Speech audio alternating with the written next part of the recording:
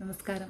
ഞാൻ ഇന്ന് ഈ ചാനലിലൂടെ പറയാൻ ഉദ്ദേശിക്കുന്ന ഒരു കുട്ടികളെ മുതിർന്നവർ ഈ സ്റ്റേജിൽ പ്രസംഗിക്കാൻ കാരണം ചിലർക്ക് പ്രസംഗത്തിനൊക്കെ ഭയങ്കര ഒരു ആഗ്രഹം ഉണ്ടെങ്കിലും ഭയങ്കര ഒരു സ്റ്റേജ് ഫിയറിംഗ് ആണ്. അപ്പോൾ അത് മാറ്റാൻ അല്ലെങ്കിൽ എന്താണ് പ്രസംഗത്തിന് നിൽക്കുമ്പോൾ ശ്രദ്ധിക്കേണ്ട കാര്യങ്ങൾ എന്താണെന്ന് നമുക്ക് നോക്കാം. അതായത് ഒരു സ്റ്റേജിൽ കയറി നിൽക്കുമ്പോൾ മുതൽ ഇറങ്ങി പോരുന്നോടം വരെ സ്റ്റേജിൽ ചില കാര്യങ്ങൾ ശ്രദ്ധിക്കേണ്ടതുണ്ട്.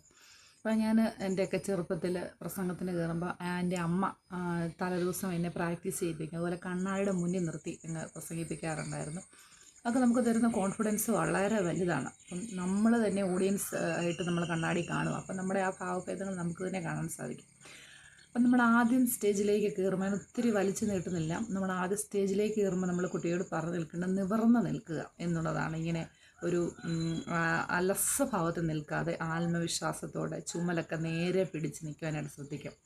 അതുപോലെ ചിലരുണ്ട് ഈ കാല് ചവിട്ടി നമ്മൾ കാല് കഴിച്ചിട്ടൊക്കെ നിൽക്കുന്ന പോലെ ഇങ്ങനെ കാല് ചവിട്ടി മാറി മാറി മാറി അങ്ങനെ ചെയ്തുകൊണ്ട് ഒരിക്കലും നിൽക്കരുത്. ഇങ്ങനെ ഒരു അലസഭാവത്തിൽ നിൽക്കരുത്. ഒരു വളരെ മാന്യമായ അല്ലെങ്കിൽ വളരെ പേഴ്സണാലിറ്റി നമ്മൾ പ്രതിഫലിപ്പിക്കുന്ന ഒരു ഇതാണ് ഈ പ്രസംഗം എന്ന് പറയുന്നത്. അതുപോലെ കൈകൾ സ്വാഭാവികമായിട്ടും ഒന്നെങ്കിൽ നമ്മൾ ചിലർ മുന്നിലോട്ട് രണ്ട് കൈ ഒരു കൈയുടെ മേളിൽ പിടിച്ചുകൊണ്ട് പറയുക, ചിലരുണ്ട് പുറകിലോട്ട് കെട്ടി പറയുക, അങ്ങനെ ഒരു ഇതുണ്ട്. പക്ഷെ പോക്കറ്റിലിട്ട് പറയുക, അതിനകത്ത് ഒരു പോക്കറ്റിലിട്ട് പറയുക എന്നൊക്കെ പറയുന്ന ഒരു ഇതല്ല. നമ്മളൊന്നെങ്കിൽ ഒരു കൈക്കകത്ത് വെച്ച് ഇടയ്ക്കിടയ്ക്ക് ചില നമ്മൾ ഈ ആക്ഷൻസ് ഒന്നും കാണിക്കുന്നത് ഒത്തിരി ആക്ഷൻ കാണിക്കത്തില്ല. എന്നാൽ അത്യാവശ്യം ചിലത് ഒക്കെ നമ്മൾ ഒരു ആക്ഷൻ കാണിക്കേണ്ട സാഹചര്യത്തിൽ എപ്പോൾ വേണമെങ്കിലും അതിന് ഉള്ള ഒരു രീതിയിൽ എപ്പോഴും നമ്മുടെ കൈകളിങ്ങനെ മുന്നോട്ട് പിടിച്ച് പറയുന്നതാണ് നമുക്ക് മൊത്തം. അതുപോലെ കണ്ണുകളിങ്ങനെ ശ്രദ്ധിക്കുന്ന പ്രസംഗിക്കുന്നത് നമ്മളിങ്ങനെ ഫ്രണ്ടിലിങ്ങനെ ഓഡിയൻസ് ഇരിക്കുകയാണ്, അവരിങ്ങനെ നോക്കിക്കൊണ്ട് ഓരോരുത്തരെയും നമ്മൾ ഉൾക്കൊണ്ടുകൊണ്ട് പറയാം. ഓഡിയൻസിനെ, അതുപോലെ ജഡ്ജസിനെ. ചിലരുണ്ട് ഏറ്റവും ബാക്കിലൊരു പോയിന്റ് കണ്ടു വെക്കുന്നുണ്ട്, അവിടേക്ക് മാത്രം ഇങ്ങനെ തുറച്ച് നോക്കും. കണ്ണുകളുടെ കാര്യം പ്രസംഗിക്കുന്നവരെ എല്ലാവരും നോക്കണം. ഓഡിയൻസിനെ നോക്കണം, അതുപോലെ ജഡ്ജസിനെ നോക്കണം, പ്രേക്ഷകരെ നോക്കണം. ഇതെല്ലാം ഒരു ഇതാണ്. പിന്നെ ഒരു എക്സ്പ്രഷൻ, മുഖത്ത് എപ്പോഴും ഒരു പുഞ്ചിരി വേണം. എന്ന് വെച്ചാൽ ഫുൾ ടൈം ചിരിച്ചുകൊണ്ട് നിൽക്കണമെന്നല്ല. ചില ആശയങ്ങൾ വരുമ്പോൾ നമ്മൾ ചിലപ്പോൾ ഇച്ചിരി ഒരു വൈകാരികമായി പറയേണ്ടടുത്ത് നമ്മുടെ എക്സ്പ്രഷൻ മാറണം. എന്നാലും പൊതുവേ ഉള്ള ഭാഗം ഒരു ചെറിയൊരു പുഞ്ചിരിയായിരിക്കണം. ഇതാണ് നമ്മുടെ ഒരു നിൽപ്പിൻ്റെ തുടക്കത്തിലുള്ളൊരു ഭാവങ്ങൾ. പിന്നെ ഏറ്റക്കുറച്ചിലനുസരിച്ചൊരു വണ്ടി നമുക്കറിയാം, ഇങ്ങനെ കയറ്റം കയറി ഇങ്ങനെ പോകുന്ന ഒരു ഇതിൽ വേണം നമ്മുടെ പ്രസംഗത്തിൻ്റെ ഒരു ഇത് പോകാനായിട്ട്. അല്ല ഒരേ ഫ്ലോയിൽ പ്രസംഗം തീരുന്നോടം വരെ പോകരുത്. ഇപ്പം എൻ്റെ കുട്ടികൾ 2 പേരുണ്ട് പ്രസംഗിക്കുന്നത്. ഇളയാൾ പ്രസംഗിക്കാൻ ഓർത്തിരിക്കത്തില്ല. എല്ലാവർക്കും ഒരുപോലെയല്ല. അതുകൊണ്ട് ഞാൻ പ്രസംഗിക്കുന്ന ചെറുപ്പത്തിലാകുമ്പോൾ എൻ്റെ മക്കളെ എനിക്ക് അടിച്ചേൽപ്പിക്കാൻ പറ്റും. പക്ഷേ മാക്സിമം അവരോട് പറയാറുണ്ട്. ഇളയാൾ അത്ര ആയിട്ട് പറയത്തില്ല, അവൾ ഡാൻസിനാണ് കൂടുതൽ ഇഷ്ടം. നമ്മൾക്ക് ഇഷ്ടമുള്ളത്, നമ്മൾക്ക് ഡോക്ടറാണ്, മക്കൾ എഞ്ചിനീയറാണ്, നമുക്ക് അടിച്ചേൽപ്പിക്കാൻ പറ്റത്തില്ല. എന്നാലും ഞാൻ കുറച്ചൊക്കെ പുറകെ നിൽക്കും ഇവരുടെ സ്റ്റേജിൽ പോയി. മൂത്തയാൾ കുറച്ചുകൂടെ പറയാം. എന്നാലും ഞാൻ ആഗ്രഹിക്കുന്ന ലെവലിൽ എത്തിയിട്ടില്ല. പക്ഷേ പറയാൻ കഴിവുള്ള പിള്ളേർക്ക് വീട്ടിലാരെങ്കിലും പ്രോത്സാഹിപ്പിക്കാൻ കാണത്തില്ല. എന്നെ വീട്ടിൽ അമ്മയുണ്ടായിരുന്നുകൊണ്ട് പറഞ്ഞു. പക്ഷേ ചിലർ കണ്ടിട്ട് അമ്മയപ്പനൊന്നും ഇല്ലാത്തവരും ഇഷ്ടപ്പെട്ട് പറയുന്നവരുണ്ട്. ഒരു വട്ടം പറഞ്ഞ് കിട്ടുന്ന അപ്രസിയേഷനിൽ കൂടി പിന്നീട് പറയുന്നവരുണ്ട്. അപ്പം നമുക്ക് പറഞ്ഞു തരാൻ അത് ചിലപ്പം ആൾ കാണത്തില്ല, എന്തൊക്കെ ശ്രദ്ധിക്കുന്നു. അപ്പം നമ്മൾ ആ ശരീരഭാഷയിലുള്ള കാര്യങ്ങളാണ് ഞാനിപ്പോൾ ഈ ഒരു എപ്പിസോഡ് പറയാൻ ഉദ്ദേശിക്കുന്നത്. ഈ ശരീരഭാഷയിൽ തന്നെ ഉള്ള ഒരു ഇതാണ് ഈ ആംഗ്യത്തിൻ്റെ ഇത്. നമ്മൾ ആംഗ്യം കാണിക്കാതെ തുടക്കം തൊട്ട് അവസാനം വരെ ഇങ്ങനെ ജസ്റ്റ് ഇങ്ങനെ നമ്മൾ നിന്ന് പോയി കഴിഞ്ഞ് കഴിഞ്ഞാൽ അതൊരു ബോറായിരിക്കും. കാരണം നല്ലതായിട്ട് ചില പറയുന്നുണ്ട്, നല്ലതായിട്ട് പറയുന്ന കുട്ടികൾ ആംഗ്യം ഒന്നും കാണിക്കത്തില്ല. അവർക്ക് എനിക്ക് തോന്നുന്നു ആംഗ്യം കാണിക്കുമ്പം ഈ കാണാൻ പഠിച്ചങ്ങ് മറന്നു. ചിലരുണ്ട് ഫുൾ ആക്ഷൻ സോങ് പോലെ ആദ്യം തൊട്ട് അവസാനം വരെ ആക്ഷൻ കാണിച്ചുകൊണ്ടിരിക്കും. ഇത് രണ്ടും ഒരുപോലെ ഇതാണ്. അതായത് നമ്മൾ അധികം പിശുക്കും പാടില്ല, അധികം ധാരാളിത്തവും പാടില്ലെന്ന് പറഞ്ഞാൽ ഈ ആംഗ്യത്തിന് ഒരു ആവശ്യത്തിന് വിളമ്പി വേണം കൊടുക്കാൻ. തൊട്ടനും പിടിച്ചിട്ട് അതാ അങ്ങോട്ട് നോക്കി ഇങ്ങോട്ട് നോക്കും, അവിടെ അങ്ങനെ ഇങ്ങനെ അങ്ങനെ എല്ലാത്തിനും ഒരു കഥാപ്രസംഗം പോലെ പറയേണ്ട ഒരു ഇതില്ല. എന്നാൽ ആവശ്യത്തിന് നമ്മളൊരു സ്വാഭാവികമായി ഇങ്ങനെ കൈയെടുത്ത് ഇങ്ങനെ പറയുന്ന ഒരു രീതി നമ്മൾ പ്രസംഗത്തിന് കാണണം. പിന്നെയുള്ളതാണ് അവസാനമല്ല ഈ ഇടയ്ക്ക് വരുമ്പോഴുള്ള ഈ ചില ഭാഗങ്ങൾ പറയുമ്പോൾ ചിലർക്ക് ഭാവങ്ങൾ മാറുന്നില്ല. അത് ചിലപ്പോൾ രാഷ്ട്രീയ പ്രസംഗമാണെങ്കിൽ ചിലയിടത്ത് ചില അനീതിക്കെതിരെ പറയുന്നൊരിതാണ്. അവിടെ ഇച്ചിരി ഒരു ഒച്ച ഉയർത്തി പറയേണ്ടടുത്ത് അങ്ങനെ പറയണം. അതേസമയം ഒരു കഥ പറയുമ്പോൾ ഒരു ഇമോഷണലി ഒരു കഥയാണ് അതിനകത്ത് വരുന്നതെങ്കിൽ അവിടെ ആ ഒരു ആൾക്കാരുടെ ഈ രോമങ്ങൾ എഴുന്നേറ്റ് നിൽക്കുന്ന ആ ഒരു ഫീലിങ്സ് വരുന്ന പോലെ നമുക്ക് പറയാൻ സാധിക്കണം. ഒരു നാച്ചുറലായിട്ടൊരു കഴിവാണ്. കുറച്ച് നമുക്ക് സ്വായത്തമാക്കാൻ പറ്റും നമ്മൾ തുടക്കത്തിൽ എങ്ങനെയൊക്കെ പറഞ്ഞു.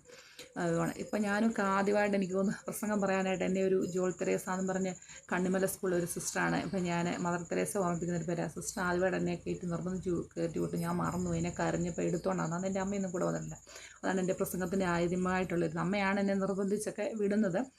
അത് കഴിഞ്ഞ് പിന്നെ അമ്മ സിസ്റ്റർ എന്നോട് പറഞ്ഞു, സാരം ഇതൊക്കെ ഒരു സാധാരണ, പക്ഷേ ഞാനങ്ങ് ഭയന്നു പോയി, ഭയങ്കരമായിട്ട് ഈ മറന്നുപോയി. പക്ഷേ സിസ്റ്റർ ഇതൊക്കെ ഒരു സാധാരണ കാര്യമാണെന്ന് പറഞ്ഞു. അങ്ങനെയാണ് ഞാൻ പിന്നീട് ഓരോ പബ്ലിക്കായിട്ട് ഒക്കെ പറയാനൊക്കെ, ഉടൻമണത്തിലൊക്കെ കഥാപ്രസംഗം പറയാൻ ഒരു എപ്പിസോഡ് ഞാൻ പങ്കെടുത്തു. അപ്പോൾ അതിനൊക്കെ ഇത്രയും ഇതിൽ നിന്നൊക്കെ പങ്കെടുക്കാൻ എനിക്ക് ഒരു ധൈര്യം കിട്ടിയത് ആ ചെറുപ്പത്തിൽ കിട്ടിയ ആ ഒരു ശിക്ഷണമാണ്.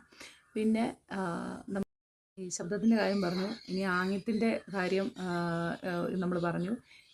പിന്നീട് നമ്മൾ ശ്രദ്ധിക്കേണ്ടത് ഈ പോയിൻറ്റിൻ്റെ നോട്ടത്തിൻ്റെ കാര്യം പറഞ്ഞു. പിന്നെ ഈ ജഡ്ജസിനെ നമ്മൾ തുടക്കത്തിൽ തൊട്ട് നമ്മൾ അവരെ ഒരു നോട്ടം വേണം. എന്ന് വെച്ചാൽ ഒരാൾ തന്നെ, ഞാൻ പറഞ്ഞില്ലേ, നമുക്ക് പരിചയമുള്ള ഒരാൾ തന്നെ നമ്മൾ പേടിപ്പെടുത്തുന്ന ഒരാൾ, നമുക്ക് ഭയം ഉണ്ടെന്ന് നമ്മൾ ഒരു വ്യക്തിക്കും തോന്നരുത്. നമുക്കിതൊക്കെ നമ്മളിത് വളരെ വർഷങ്ങളായിട്ട് ചെയ്യുന്ന ഒരു രീതിയിൽ വേണം നമ്മൾ ചെയ്യാൻ വേണ്ടിയിട്ട്. കാരണം ഈ ഭയം വരുന്നത് കാണുമ്പോൾ ഈ ഒരു നോട്ട് അവിടെ വീഴുകയാണ്. അപ്പോൾ അതുപോലെ ഒരു പോയിൻ്റ് പറയുക, എല്ലാവരും ഉൾക്കൊള്ളുക എന്നുള്ളൊരു പ്രസംഗത്തിൻ്റെ ഒരു ഇതാണ്. പിന്നെ നമ്മൾ അവസാനിപ്പിക്കുമ്പോഴുണ്ട്, ഈ സ്റ്റേജ് തുടങ്ങുമ്പോൾ നമ്മൾ ബഹുമാനിച്ച സദസ്സിനെ ഇറങ്ങിപ്പോരുമ്പോഴും ബഹുമാനിക്കേണ്ട ഒരിതുണ്ട്. അത് ചിലരുണ്ട്, ഒരു ബെല്ലടി കേൾക്കുമ്പോഴേ ഈ നമ്മൾ വാണിംഗ് ബെല്ല് എന്നൊരു ബെല്ലടിച്ച് വീണ്ടും ഒരു ബെല്ലൂടെയാണ് ഈ പ്രസംഗം തരുന്നത്. ഈ വാണിംഗ് ബെല്ല് കേൾക്കുമ്പോൾ ചില പിള്ളേരുടെ മുഖത്ത് ഭയങ്കര ഭീതി വരും. പക്ഷെ അത് കറക്റ്റില്ല, അവൻ്റെ സമയം കറക്റ്റ് എത്തിയിട്ടുണ്ടോ എന്നുള്ളൊരിതാണ്, ഇനി അധികം നീട്ടരുതെന്നുള്ളൊരിതാണ്. അപ്പം നമുക്ക് ആ പ്രസംഗത്തിന് ഒത്തിരി നീട്ടുണ്ടെങ്കിൽ ആ സെൻറ്റൻസോടുകൂടി അവസാനിപ്പിക്കാൻ, ആ സെൻറ്റൻസ് പറഞ്ഞ് തീർത്തിട്ട് അവസാനിപ്പിക്കാൻ ഒരു ബുദ്ധി നമുക്ക് നോളജ് അവിടെ ഉണ്ടായി. അതിന് നമ്മൾ പ്രാക്ടീസ് ചെയ്തിപ്പം മത്സരത്തിന് 5 മിനിറ്റാണ് പലവട്ടം പ്രാക്ടീസ് ചെയ്ത് നമ്മൾ സമയം വെച്ച് പ്രാക്ടീസ് ചെയ്യുമ്പോൾ നമുക്ക് അങ്ങനെ സമയം അതിക്രമിച്ച് പോകത്തില്ല. എനിവേ എന്തെങ്കിലും കാലത്ത് സ്റ്റേജിൽ കയറുമ്പോൾ അങ്ങനെ ഒരു ഇതടിച്ച് നമ്മൾ ഭയപ്പെടരുത്. അപ്പം തന്നെ ചിലർ ഭയപ്പെട്ട് ബാക്കി പറയാൻ മറന്നു പോകുമ്പോൾ അത്രയും നേരം ഭംഗിയായിട്ട് പറഞ്ഞ സാധനം ഇതായിട്ട് പോകുന്നത് നമ്മൾ ശ്രദ്ധിച്ചിട്ടുണ്ട്. പിന്നെ ഇറങ്ങിപ്പോരുമ്പോഴും ജയ് ഹിന്ദാണ്, അല്ലെങ്കിൽ ക്രിസ്ത്യൻതാണെങ്കിൽ ജയ് ജീസസ് ക്രൈസ്റ്റ് എന്നാണ് ആ പറയേണ്ടത് പറഞ്ഞ് സദസ്സിനെ ലാസ്റ്റിങ്ങിനെ നമസ്കരിച്ചിട്ട് വേണം ഇറങ്ങി പറയാൻ. ചിലരുടെ പോകുന്ന വഴി ജീസസ് ക്രൈസ്റ്റ് പോകുന്ന വഴിക്കാണ് ഈ നമസ്കാരമൊക്കെ ബാക്കി കൊടുക്കുന്നത്. അതൊരു ശരിയായ രീതിയല്ല. അപ്പം നമ്മൾ ഈ പ്രസംഗത്തിൻ്റെ ഒരു ചെറിയ തുടക്കത്തിൽ ഇതാണ് ഞാനകത്ത് ചെയ്യാനായിട്ട് ശ്രദ്ധിച്ചത്. ഇനിയും ഉണ്ട്, പ്രസംഗത്തെ ശ്രദ്ധിക്കേണ്ട ഒത്തിരി കാര്യങ്ങളുണ്ട്. അത് ഞാൻ ഓരോ പ്രാവശ്യമായിട്ട് ചെയ്യാനായിട്ട്, ഇതൊരു പാർട്ട് 1 ആയിട്ട് ചെയ്യുന്ന പോലെ പ്രസംഗം ആവശ്യമുള്ളവർക്ക് ഞാനത് പറഞ്ഞു തന്നാൽ ഏതാണ് വേണ്ടതെന്നുള്ളത് ഇതിനകത്ത് ഈ വീഡിയോയിൽ ഉൾപ്പെടുത്തി ഞാൻ ഇടുന്നതാണ്. വിഷയം ഏതാണെന്ന് വെച്ച് കഴിഞ്ഞാൽ നമുക്ക് നമ്മുടെ ഇതിൽ കമൻ്റ് ആയിട്ട് ഇട്ടാൽ മതി. അത് ക്രിസ്ത്യൻ ആയിക്കോട്ടെ, സ്കൂളിലെ ഇംഗ്ലീഷ് ആയിക്കോട്ടെ, മലയാളം ആയിക്കോട്ടെ. ഞാൻ ഇംഗ്ലീഷിൽ അത്ര, അല്ലെങ്കിൽ മറ്റു ഭാഷ അത്ര, ഹിന്ദിയിലൊക്കെ ഇതായിരുന്നില്ല. പക്ഷെ നമുക്കിപ്പം ഈസിയാണ്. ഒരു മലയാളത്തിൽ പ്രസംഗം എഴുതിയാൽ അത് മറ്റു ഭാഷകളിലേക്ക് തർജ്ജമ ചെയ്യാനൊന്നും വലിയ പാടില്ല. അപ്പോൾ അത് ഞാൻ എന്താണോ നിങ്ങൾക്ക് നിങ്ങളുടെ കുട്ടികൾക്ക് ആവശ്യമുള്ളത് എൻ്റെ കമൻറ്റ് ബോക്സിൽ ഇട്ടാൽ ഞാനത് നിങ്ങൾക്ക് യൂട്യൂബിൽ കൂടെ തന്നെ കറക്റ്റ് ചെയ്ത് 2 ദിവസത്തിനുള്ളിൽ തന്നെ അപ്ലോഡ് ചെയ്ത് നിങ്ങൾക്ക് ഞാൻ തരുന്നതായിരിക്കും. അപ്പോൾ അങ്ങനെയൊക്കെ ചെയ്യുക. ഈ ചാനൽ നിങ്ങൾ മാക്സിമം സബ്സ്ക്രൈബ് ചെയ്യുകയും ലൈക്ക് ചെയ്യുകയും ചെയ്യുക, സപ്പോർട്ട് ചെയ്യുക.